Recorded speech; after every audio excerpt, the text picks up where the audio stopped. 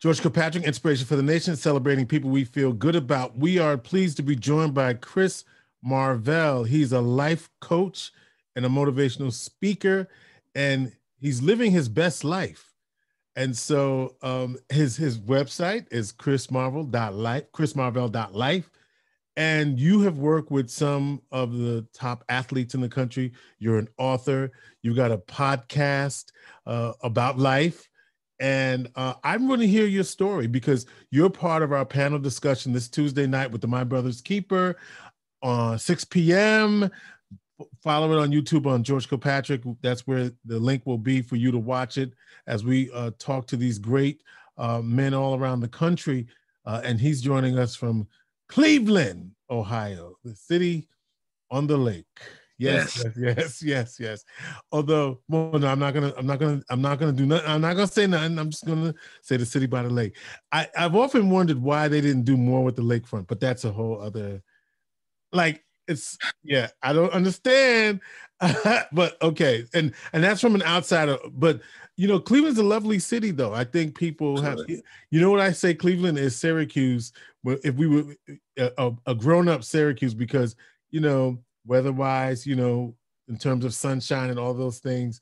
But it's a beautiful city. I think it's underrated in terms of its beauty. Am I wrong about that? Or am I right about that? No, you're 100% right. First off, George, thank you so much for having me on your show. I'm excited to be here, and I'm standing on tiptoe anticipation to talk to these guys next Tuesday and really pour into them as well. So I'm gonna do my best to save some nuggets while we're here.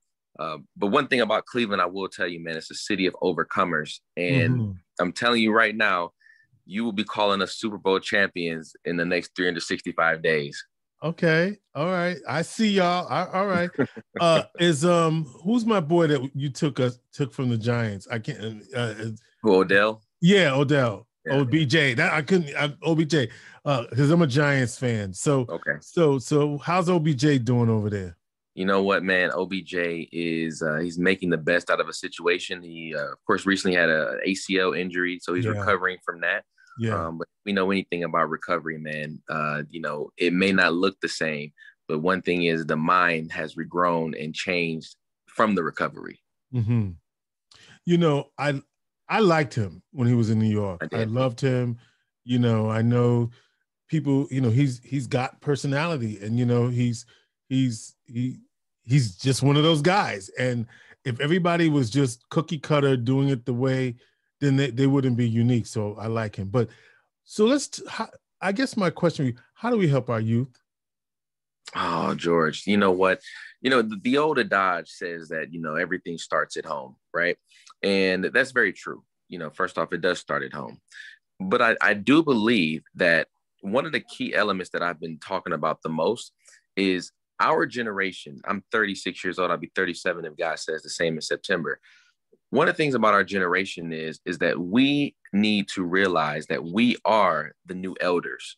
And so many of us has still been trying to reclaim our youth.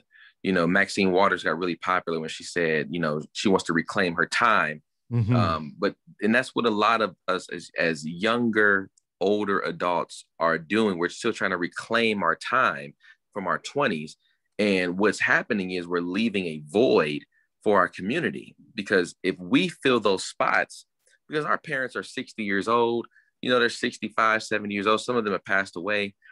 We can't look to them to be the elders. Dr. King ain't coming around the corner no time soon. You know what I mean? And so now we need to be standing in those gaps, understanding that we have 15, 20 more years of life experience than many of the young people who are committing some of these mistakes. Some of them are life-changing. Some of them are downright, death-defying. But it's us that have to stand in the gap and realize that it is our time now to be the adults, to be the parents, to be the community leaders, to start, filling those voids. And if we don't, then we're going to have kids raising kids. So true, Chris. And I think that part of the challenge that we have is that we're in a pandemic, right? And so all of the things that were present before the pandemic have been exacerbated now. And so how does one reclaim their time after such a time as this? Well, if we're talking about, the younger people, I think that the main thing is we have to continue to, elevate the awareness of mental health and understanding that the anxiety, the uncertainty, the nervousness, just the agitation, a lot of it just comes from lack of security. I mean, and that goes for all of us, during this pandemic, during this COVID-19 era, everything changed for everybody. Sure. Right. We're looking in the infancy of it, we were looking at each other. If you coughed, I thought that you had the bubonic plague. Hey, I'm still running if you cough. Truth be told. And so here, and so now that anxiety over the course of a year, it's going to stifle some of our growth in the intermediary. But what we have to do is realize I need to take care of this, because if I don't take care of this, everything else is going to be faulty. So if I am more nervous, if I am more anxious, if I'm just, a little bit more standoffish, how can I get back to myself? And what does that new future for me look like? Chris, tell me about your journey to how you got here today, how life has transformed for you, and how you got to work with some of the nation's top performers. Yeah, so man, life's been kind, and when I say life has been kind, it hasn't been perfect, but it's been kind. I grew up here, in Cleveland, and Cleveland's a beast, man. It's the Steel City next to the fake Steel City, Pittsburgh over there. I'll take it. And so, here we are. We're a bunch of people who just really grind for what we want to go get. And so I grew up here in the inner city of Cleveland. My mom didn't have much, couldn't rub two nickels together and make a fire. And I was able to actually go to a suburb school here called Shaker Heights High School. And it was Shaker Heights. And I grew up through that system from 5th grade through 12th. And, was able to, acculturate pretty quickly to those who had, because I think somewhere innately in my desire was the propensity to be excellent. And so I learned really quickly what excellence looked like, what prosperity looked like, and I gravitated towards that. And so, after graduation, went to school, and here's the cusp of it, George. Here it is. I sucked in school. I mean, when I tell you, let me just tell you something. I'm not even going to pause you. I was downright terrible. I was terrible in high school. And the reason is because to be excellent, it has to be modeled first. And that wasn't modeled in front of me growing up. And so, although I was going to this great school, I wasn't being excellent. I seen what it looked like, but my actions didn't know what it took. I wasn't action oriented. So I came home from Cincinnati, and I ended up working a job that paid me $7 an hour at 22 years old. It's not the life I wanted to live. I ended up, of course, going to this church, this amazing, amazing church, man, that I've been with for over 15 years, called the Word Church here in Cleveland, under Dr. Ari Vernon. And there I learned how to be a man. Now, how did I become a man, George? I became a man not only from my father, because he was my first teacher. I became a man because men sharpen steel, and they sharpen more steel when they're amongst a community of each other. So that young boy who was immature, who walked in with a long white t-shirt and his hat on backwards, I came into church one Sunday, George, I'll tell you the truth. It was 9 a.m. I hadn't went to sleep because I was out partying so hard. I came into church drunk. I fell asleep in the seat. And God told me, if you ever do it again, you might not see the next time. And so that arrested me. I went ahead, and then I got focused, and I started serving. And the servants are the greatest amongst you. So I started serving, and I really started building this character up of what it took to be a man, what it took to be a servant leader, what it took to, go after what you want. And through that, man, I made amazing connections. I grew through leadership, was on the board of directors, deacon, and met my wife there, and all of that, But what I got from that experience, to be honest with you, is it's never over. It's never over. You could be, what I did was, I always tell my wife this, I said, I changed jerseys. OBJ was growing up, he was on this Giants team, And now he's in a position to possibly win a Super Bowl. It's not because he's necessarily a different player. It's because he changed jerseys. And so from the time that I was in high school, failing and flunking and flopping around, in my 20s, I changed jerseys and learned what it took to play on the winning team of excellence. And that's what it took. What did you learn?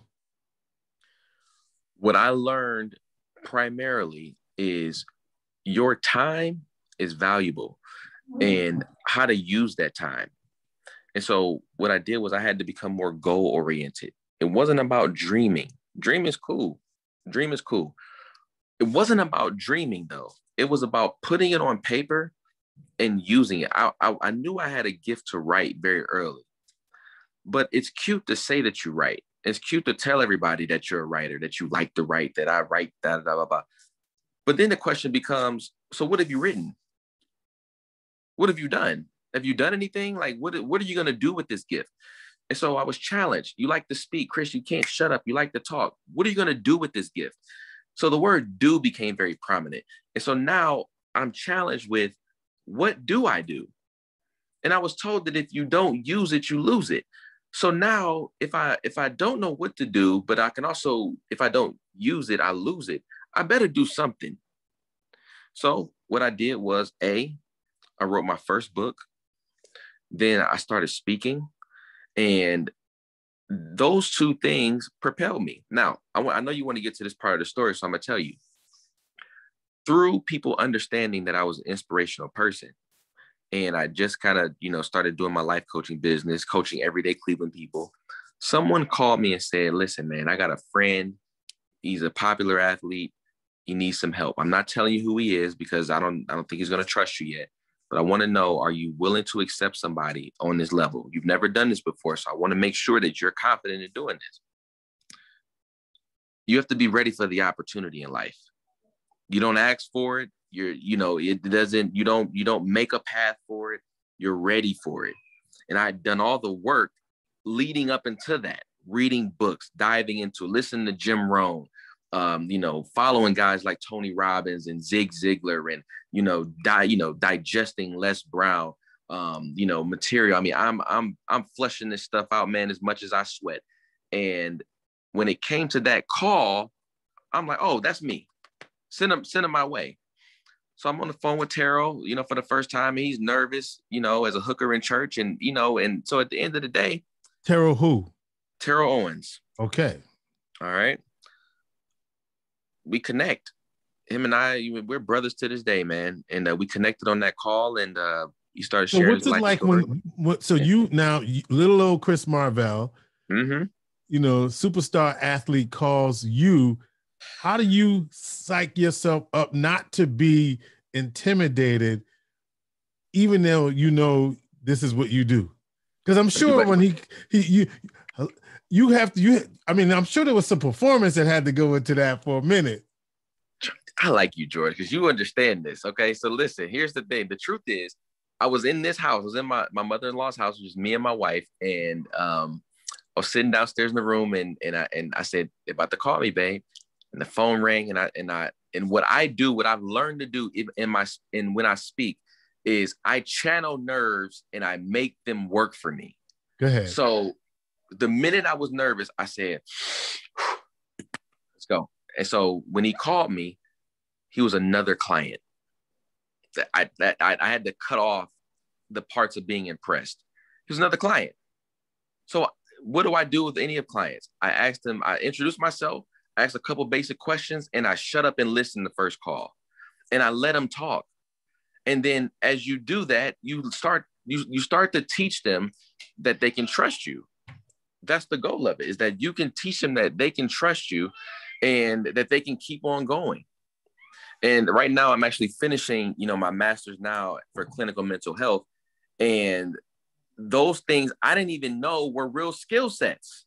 So here I am. I'm using skills because your gift will make room for you. I'm using skills that I wasn't taught that work for me with one of the biggest athletes in the world. He just kept talking. We kept talking. He calls me the next day, calls me next week. And what people don't know, George, is I did this for free.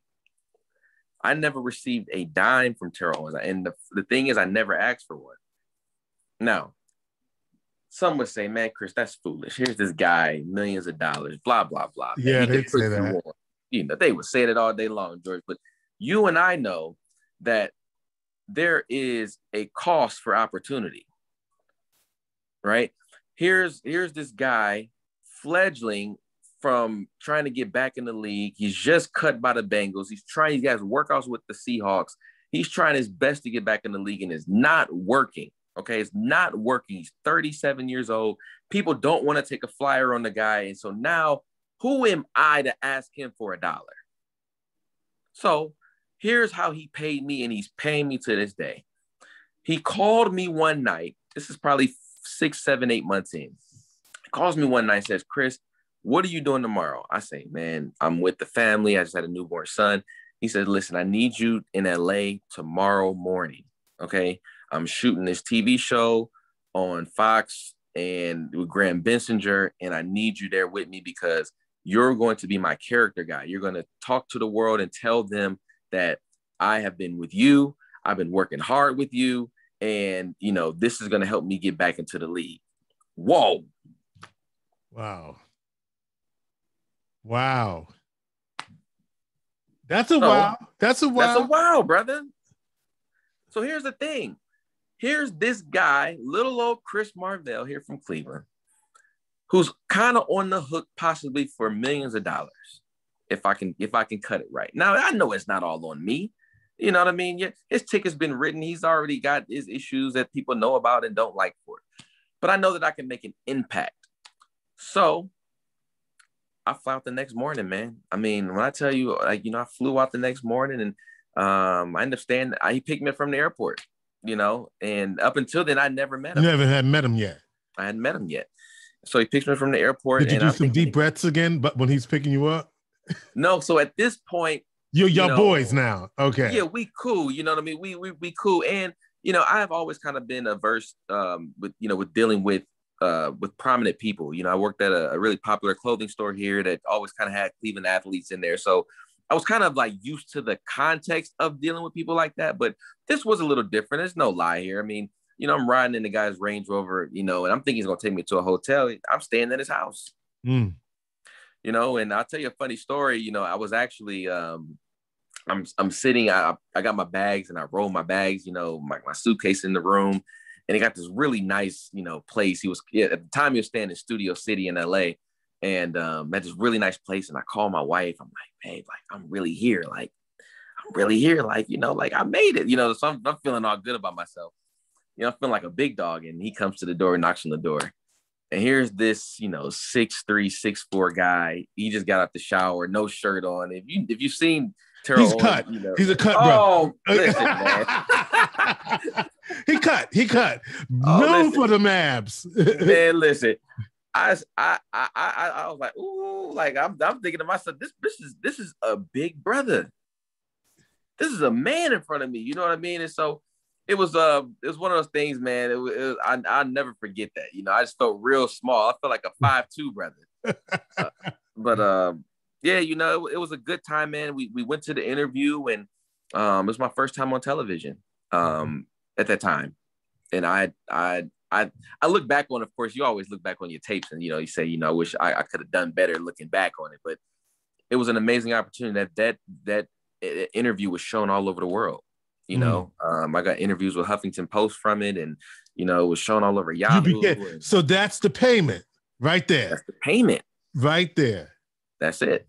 Didn't look for $1. Had I looked for money in the time that he was financially crunched, we might have only met a couple times. So you said to me that you said something about how the opportunity presented itself and that all these other opportunities showed up for you. So how did you get Chad Ochocinco and the others? So they're good friends. And, you know, he wasn't a really long time, you know, person. We might have had a couple conversations, you know, It wasn't really anything that materialized deeply. But I will say that interview with Terrell lasted a long time, and that started knocking down doors. And so I started working with some Browns players, because, their agents or their family or community people started calling, so now I'm working with, some of these guys.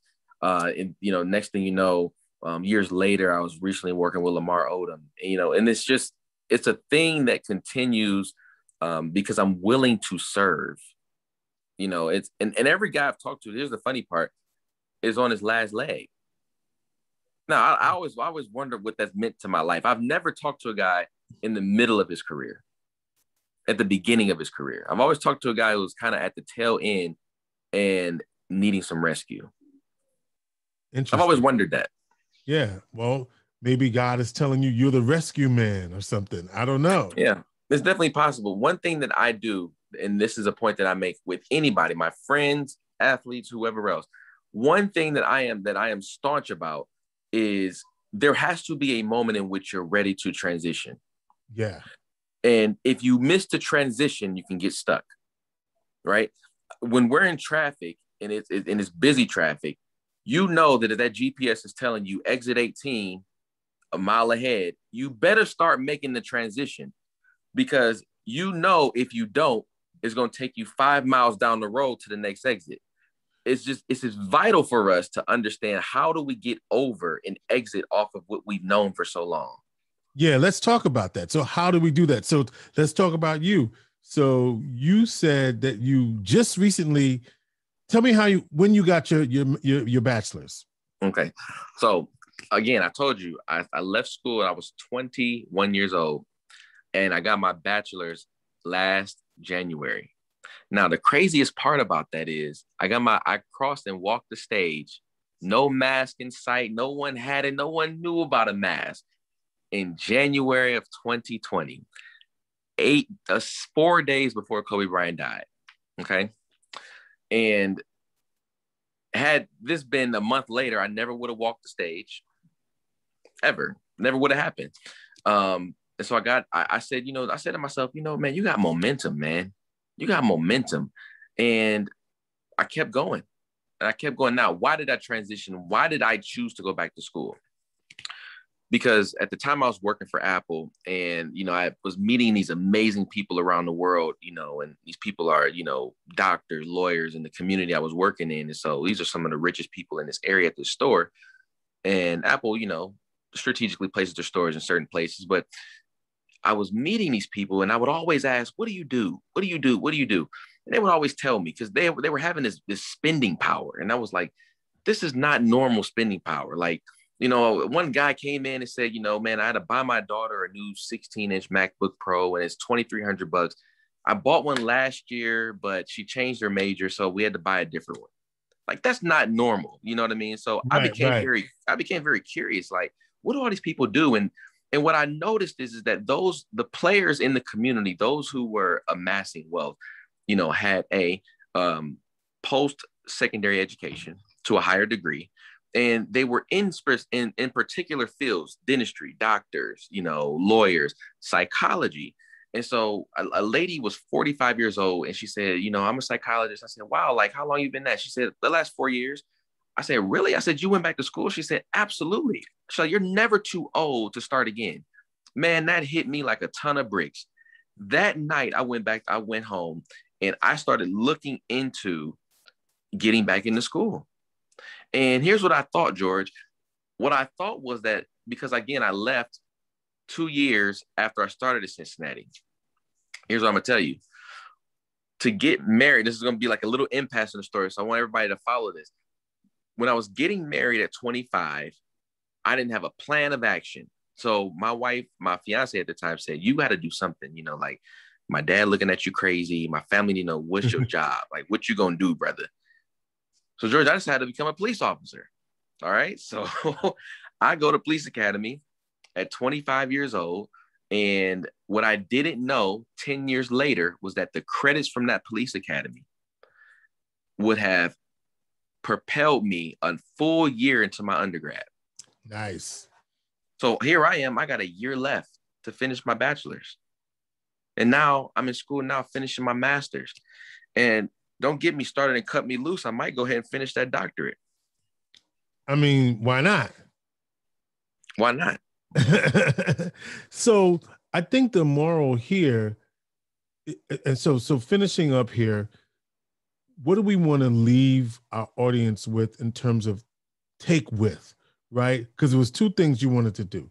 You wanted to talk about your journey, and you said something about how all of these coaching opportunities with these athletes, you never asked for it. It just showed up for you. So what are, our audience is used to getting stuff to do. Yeah. What do they have to do?